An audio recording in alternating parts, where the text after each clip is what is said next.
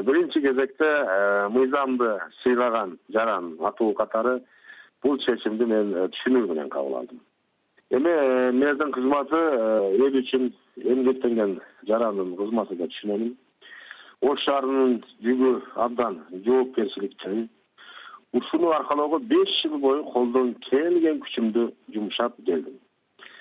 Эми мыйзамга ылайык эл тынчтыгынын урматы үчүн жана шаар мэринин шайлоодогу демократиялык принциптерин камсыздоого шарт түзүү максатында өкмөттүн чечимин түшүнүү менен кабыл алдым. Эми сиз кайра шайлоого катыша турган болсоңуз, эксперттер айтып атышат, Мырзахматовдун жеңип чыгууга толук шанстары бар, толук мүмкүнчүлүгү бар деп. Сизде дагы ушундай ишеним барбы? Үмүтсүз шайтандык сөзсүз эч кандай бөлөк сөз болушу мүмкүн эмес.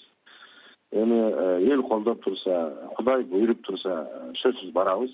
Ал эми экинчиден менин жетекчилигимдеги Улуттар менен Биргелик партия шаардык кеңешин шайлоого барып, алдыңкы орундарды жеңип алганбыз. Бул партиянын саясий кеңеши алдыдагы шайлоо боюнча өз позициясын жакынкы күндөрдө билдирет деп ойлойм. Сиздин кызматтан алынганыңызды Ош шаарында Келдибековдун жактоочулары тарабынан уюштурулган митингде чыккан сөзүңүзгө дагы байланыштырып атышат. Сиз кандай дейсиз? Ооба, эми ал митингде элдин талабы менен, элдин суранычы менен мен сүйлөгөнмүн ырас. Эми ошончо эл топтолгондо элдин талабын четке кагуу мен үчүн туура болбойт болчу. Аларды көңүлгө албай коюуга дагы мүмкүн эмес эле. Ошол жерде кары картаңдар, чал кемпирлер дегендей карапайым калып турган. Алардын саны 1000, 100 баары бир ал биздин жарандар, биздин эл, биздин калк, биздин шайлоочулар. Улардын арызын угуп чечүүгө мен ойлойм биз милдеттүүбүз. Эми азыр көпчүлүктү кызыктырып турган маселе учурда Мырзахматовдун жактоочулары көчөгө чыгабы же жокпу деген маселе болуп атат. Эми менин шайлоочуларымдын, шаардыктардын пикирин алдын ала айта албайм. Бул жаңылык азыр эле болду. Мен аны азырынча айта албайм. Сиз Оштун мэри болуп турганда сизди абдан көп сындагандар да болду, жакшы иштеп жатат деп мактагандар да болду. Өзүңүз кандай баа бересиз?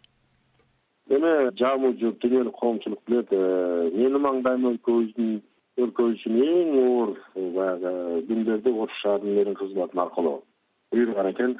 Бул буйрук Ош шаарынын башына оор мушкул түшкөн учурда туура келди. Андыктан мен Ош шаарында улуттар аралык өз ара ынтымакташууга басым жасап, ушул багытта абдан көп иштерди алып бардык. Натыйжасында биз улуттар аралык биримдикке жетише алдык. Бул эми негизги жетишкендик деп айтса болот. Ал эми экинчиден Ош шаарын кайра калыбына келтирип, ошол жерде бакубат турмушту биз орното алдык. Ал эми негизгиси экономикалык жактан алганда Ош шаарынын бюджетин экечелеп биз көтөрө алдык. Андан мен да негизгиси Ош шаары мурда административдик борбор боло турган болсо, бүгүнкү күндө саясий өлкөбүздөгү дагы бир саясий борборго биз айланып алдык. Негизги жетишкендик деп айта алам.